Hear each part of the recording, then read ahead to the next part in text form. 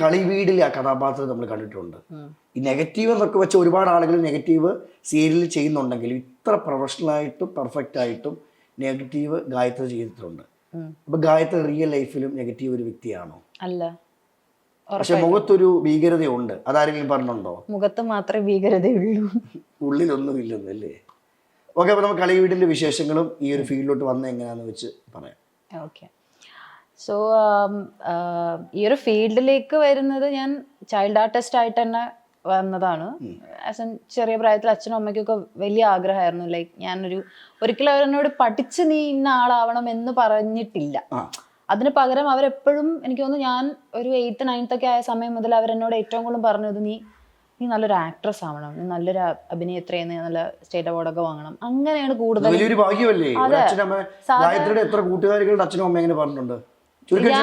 വളരെ ചുരുക്കം ആൾക്കാരാണ് അങ്ങനെ സപ്പോർട്ട് ചെയ്യുന്നവർ. പലരും സപ്പോർട്ട് ഇല്ലാതെയാണ് ആദ്യമൊക്കെ വരുന്നത്, പിന്നെയാണ് അവർ സപ്പോർട്ട് ചെയ്യുന്നത്. പക്ഷെ എനിക്ക് എൻ്റെ ഏറ്റവും വലിയ പ്രിവിലേജ് എന്ന് പറയുന്നത് അതാണ്. ചെറുതിലേ മുതലേ ആ സപ്പോർട്ട് ഉണ്ടായിരുന്നു അവർ രണ്ടുപേരും. അങ്ങനെ ചെറിയ ഫോട്ടോഷൂട്ട് പരിപാടിയൊക്കെ ചെയ്തു. ഏഷ്യാനെറ്റിൽ ഞാൻ ഇതുപോലൊരു സീരിയലാണ് ഫസ്റ്റ് ചെയ്യുന്നത്. പക്ഷെ എനിക്ക് അതിൻ്റെ പേര് കറക്റ്റായിട്ട് ഓർമ്മയില്ല, ചെറുതിലായിരുന്നു അത്. അത് കഴിഞ്ഞ് പിന്നെ സിനിമ തമിഴിൽ പോയി 2 മൂവി ചെയ്തു. പിന്നെ മലയാളത്തിൽ കുറച്ച് സിനിമകളിലൊക്കെ ഇങ്ങനെ എൻഗേജ്ഡ് ആയിട്ട് മലയാളത്തിലോട്ട് വന്നേ. അങ്ങനെ മലയാളത്തിലെ കുറച്ച് പടങ്ങളും പരിപാടികളൊക്കെ ആയിട്ട് അങ്ങനെ പോയി. പിന്നെ അതിൻ്റെ കൂടെ തന്നെ പഠിത്തം, സ്റ്റഡീസ് പോകുന്നുണ്ടായിരുന്നു. 10th 12th ഒക്കെ ആ ടൈമിലാണ് ഞാൻ ചെയ്തത്. ഡിഗ്രിയും ചെയ്തു. അതിൻ്റെ ഇടയിൽ കൂടെ അഭിനയം പരിപാടി. അങ്ങനെയാണ് അവിടെ തൊട്ട് ലൈക്ക് പഠിത്തം അഭിനയം അങ്ങനെ പോയി, പാരലലി അങ്ങ് പോയി. അങ്ങനെ ഞാൻ ഫൈനലി ചൂസ് ചെയ്തു, like I want to be this എന്നുള്ളതാണ് എൻ്റെ എന്നുള്ള ഒരു സാധനത്തിലേക്ക്. എന്റെ ലോകം ഇതാണ്, എനിക്കിത് പറ്റുള്ളൂ എന്നുള്ള ഒരു വലിയ തിരിച്ചറിവ് എനിക്ക് മനസ്സിലായി. അപ്പോഴും പഠിക്കുമായിരുന്നു. ഞാൻ ഒരുപാട് ബാക്കിലേക്കല്ല എന്ന് പറഞ്ഞാൽ ഞാൻ മറ്റേ ഫസ്റ്റ് ക്ലാസ് അങ്ങനെ ഒരു വ്യക്തിയല്ല, പഠിക്കും, അത്രേ ഉള്ളൂ. അപ്പൊ അങ്ങനെ ഈ ഫീൽഡിലോട്ട് വരുന്നു വീട്ടുകാരുടെ സമ്മതത്തോടെയും പേഴ്സണലി എന്റെ ഇഷ്ടത്തോടെയും. ഗായത്രി എന്ന വ്യക്തിയെ ആളുകൾ തിരിച്ചറിഞ്ഞത് എപ്പോഴായിരുന്നു? കൂടുതലും സിനിമ ചെയ്ത സമയത്ത് എനിക്ക് തോന്നുന്നു അത്രയും ആളുകളിലേക്ക് എത്തിയിട്ടില്ല. കാരണം ചെയ്യുന്നതെല്ലാം ചെറിയ ചെറിയ കഥാപാത്രങ്ങളും അങ്ങനെയൊക്കെ ആയിരുന്നു. പക്ഷെ എനിക്ക് കൂടുതൽ ആൾക്കാരിൽ നിന്ന് അക്സെപ്റ്റൻസ് വന്നു തുടങ്ങിയത് ആക്ച്വലി കളിവീട് ചെയ്തതിന് ശേഷമാണ്. കാരണം ഇപ്പോഴും അത് കഴിഞ്ഞിട്ട് ഏതാണ്ട് ഇപ്പൊ ഒരു 3 മാസമായി കംപ്ലീറ്റ് ഷൂട്ടും എല്ലാം കഴിഞ്ഞിട്ട്, ടെലികാസ്റ്റും കഴിഞ്ഞിട്ട്. ഇപ്പോഴും ആൾക്കാർ പ്രിയ അല്ലെങ്കിൽ അനു എന്ന് പറഞ്ഞിട്ട് തന്നെ ചൂണ്ടിക്കാണിച്ച് എന്നോട് വന്ന് സംസാരിക്കുമ്പോൾ എനിക്ക് ഭയങ്കര സന്തോഷമാണ്. ഈ കഥാപാത്രം ഗായത്രിയിലേക്ക് വന്നെത്തിയത് എങ്ങനെ? ഈ കഥാപാത്രം എത്തുന്നത് ആക്ച്വലി ഞാൻ ബൈ ദ വേ ഞാൻ വർണ്ണപ്പകിട്ട് എന്ന് പറഞ്ഞൊരു സീരിയലും കൂടെ ഇതിന് ഇൻ ബിറ്റ്വീൻ ചെയ്തിട്ടുണ്ടായിരുന്നു, സൂര്യയിലെ തന്നെ, ഇതിന് തൊട്ട് മുമ്പായിട്ട്.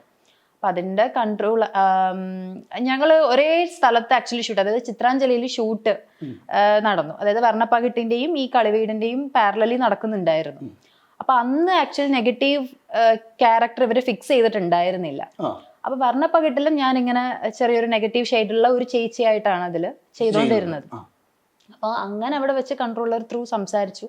കണ്ണൻ താമരക്കുളം ചേട്ടൻ്റെ കൂടെയാണ് ഞാൻ തമിഴിലൊരു വർക്ക് ചെയ്തിരുന്നത്, ഒരു മൂവി ചെയ്തത്. അപ്പോൾ ചേട്ടൻ തന്നെ ഇങ്ങനെ റെഫർ ചെയ്തു, പുള്ളിക്കാരി ചെയ്യും. അങ്ങനെ റെഫറൻസ് ഒക്കെ ത്രൂ ആണ് ഞാൻ കളിവീട്ടിലേക്ക് ചെയ്യുന്നത്. കളിവീട്ടിലെ ആ ഒരു കഥാപാത്രം ഗായത്രി എന്ന് പറയുന്ന ഒരു ആക്ട്രസിന് ഉണ്ടാക്കിയ മാറ്റം ചെറുതല്ല, അത്രമേൽ ആളുകളുടെ മനസ്സ് കീഴടക്കി. ഈ അഭിനയിക്കുന്ന സമയത്തും ആ ഒരു കഥാപാത്രത്തിൽ എത്തുന്ന സമയത്തും ചിന്തിച്ചിരുന്നു ഇത്രമേൽ പോപ്പുലർ ആവുന്ന?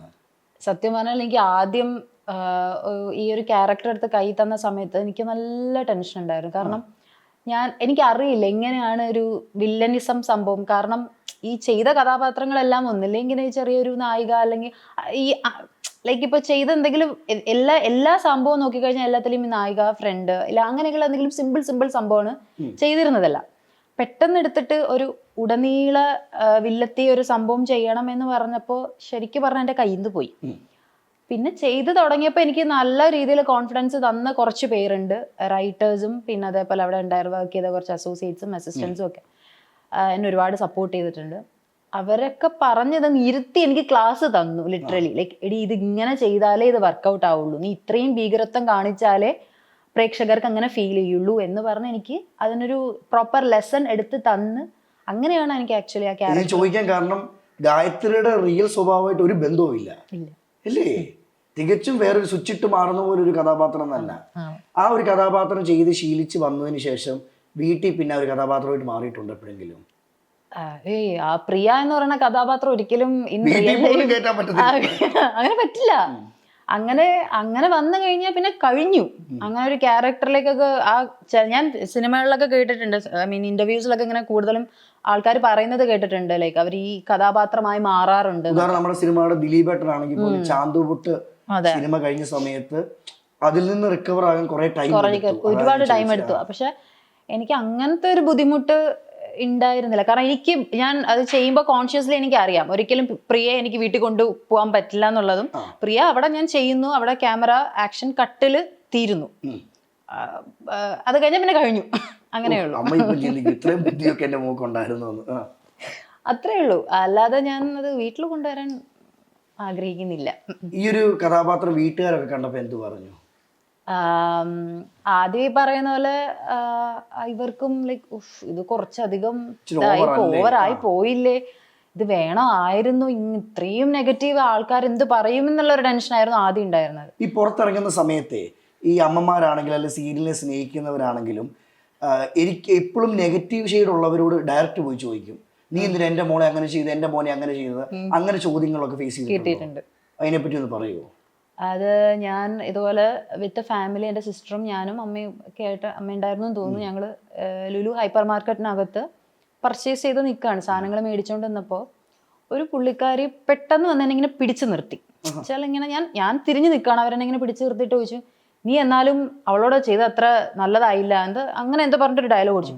ഞാൻ പെട്ടെന്ന് എൻ്റെ കയ്യിലൊക്കെ സാധനം ഇരിക്കാം, പെട്ടെന്ന് എല്ലാവരും എനിക്കിങ്ങനെ നോക്കുക, ലൈക്ക് ഇതെന്ത് പറ്റി, എന്താ സംഭവം എന്ന് അറിയാനായിട്ട്.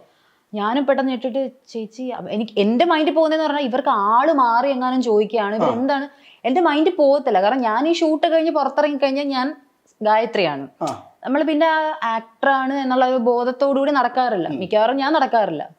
അപ്പൊ ഞാൻ വളരെ ഈസി ഗോയിങ് ആയിട്ട് അങ്ങനെ പോകുന്നു വരുന്നു ഒക്കെ. അപ്പൊ ഇവര് പെട്ടെന്ന് ഇങ്ങനെ പിടിച്ചു നിർത്തി എന്നോട് ചോദിച്ചപ്പം ലൈക്ക് ഞാൻ ഭയങ്കര സ്റ്റക്കായി പോയി. എനിക്ക് എങ്ങനെ പ്രതികരിക്കണമെന്ന് അറിയാത്തൊരവസ്ഥ, ഒട്ടും പ്രതീക്ഷിക്കുന്നില്ല. അപ്പൊ ലൈക്ക് നീ എന്നാലും പൂജയോട് ചെയ്തത് അത്ര ശരിയായില്ല, എന്താ അത് കഴിഞ്ഞിട്ട് എന്തോ ഒരു സംഭവം കൂടെ പറഞ്ഞു. ഞാൻ പെട്ടെന്ന് പൂജ എന്നുള്ള ക്യാരക്ടർ പേര് കേട്ടപ്പോഴാണ് ഷിറ്റ്, ഇവരിതാണ് ഉദ്ദേശം എന്നുള്ള എൻ്റെ മൈൻഡിൽ പോയത്. അപ്പം ഞാൻ പറഞ്ഞു, അപ്പം ഞാനിങ്ങനെ പതറി എല്ലായിടം നോക്കിയിട്ട് ചേച്ചി പക്ഷെ മോളെ നല്ല അടിപൊളിയായിട്ട് നീ ചെയ്യുന്നുണ്ട് കേട്ടോ, വില്ലത്തി അടിപൊളിയാണെന്നൊക്കെ പറഞ്ഞിട്ട് ഇവർ പിന്നെ പറഞ്ഞു, ഇവരുടെ ടോൺ അങ്ങ് മാറ്റിയിട്ട് ഇവർ വളരെ കൂളായിട്ട് അങ്ങ് പറഞ്ഞു. അത് വരെ കത്തിയ ഒരു ആന്തലുണ്ട് എനിക്ക്, എന്താണ് ഇവർ ആരെയാണ് ഉദ്ദേശിക്കുന്നത്, ഇവർ എന്നെ തന്നെ ഉദ്ദേശിച്ചിട്ടാണോ എന്നുള്ളത്. ഈ പൂജയുടെ പേര് കേട്ടപ്പോഴാണ് എനിക്കൊന്ന് ആശ്വാസമായത് സത്യം പറഞ്ഞാൽ. അങ്ങനെയൊക്കെയുള്ള എക്സ്പീരിയൻസ്. പിന്നെ പലരും വിളിച്ചു നിർത്തി പറയാറുണ്ട്, ഭയങ്കര വില്ലത്തി തന്നെ കേട്ടാ വെച്ചാ ആ രീതിയിലൊക്കെ പറയും. സന്തോഷമാണ്. ലൈക്ക് അതിൽ നമുക്ക് ഒരിക്കലും നിരാശയോപരി ഇല്ല, കാരണം അവിടെ ഗായത്രി എന്ന് പറയുന്ന ആക്ട്രസ് ഒരു ഫ്ലോപ്പ് ആയിട്ട് അഭിനയിച്ചിരുന്ന ആരും തിരിച്ചറിയില്ല. അത് വലിയൊരു സന്തോഷമുള്ള കാര്യമാണ്.